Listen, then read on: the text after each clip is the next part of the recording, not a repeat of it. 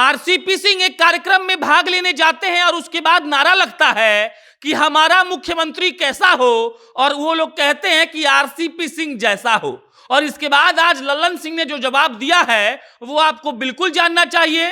लल्लन सिंह गए थे एक कार्यक्रम में और वहां लल्लन सिंह ने कहा कि मुख्यमंत्री के पद का बिहार में कोई वैकेंसी नहीं है और कोई भी आदमी अगर चाहे तो जदयू में कार्यकर्ता की तरह काम कर सकता है, लेकिन मुख्यमंत्री नीतीश कुमार सर्वमान्य नेता हैं और उनके सामने किसी की भी खड़ा होने की हैसियत नहीं है।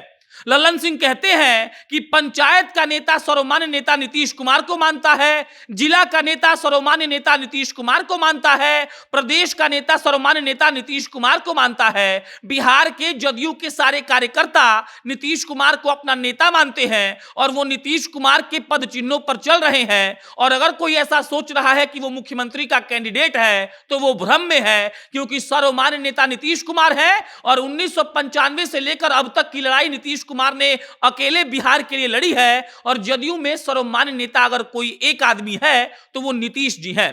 पत्रकार लल्लन सिंह से कहते हैं कि इसका मतलब जदयू मत का मतलब नीतीश हुआ, नीतीश का मतलब जदयू हुआ, जदयू इज नीतीश, नीतीश इज जदयू।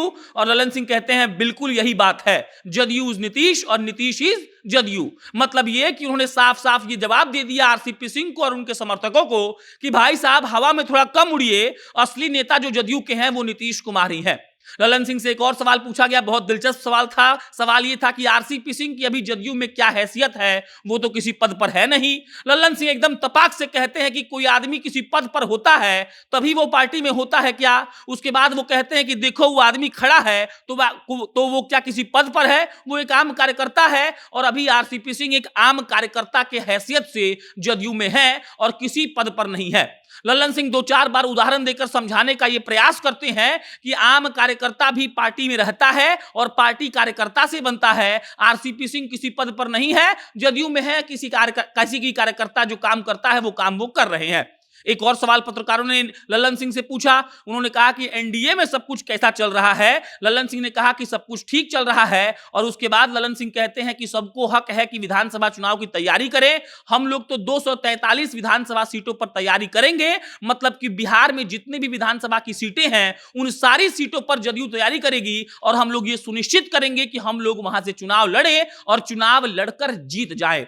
मतलब कि जदयू ने भाजपा पर सीधा सीधा कटाक्ष कर दिया है, क्योंकि भाजपा ने 200 सीटों पर, बिहार विधानसभा के 200 सीटों पर अपने कार्यकर्ता और पदाधिकारियों को भेजा था ये पता करने के लिए कि वहां का माहौल कैसा है, मिलने जुलने के लिए। और उसके बाद लल्लन सिंह ने साफ साफ कह दिया कि हम लोग तो 243 विधानसभा सीट पर तैयारी करेंगे। उसके बाद पत्रकार ने लल्लन सिंह से आखिरी सवाल पूछा कि सब कुछ एनडीए में ठीक चल रहा है, मजबूती है ना।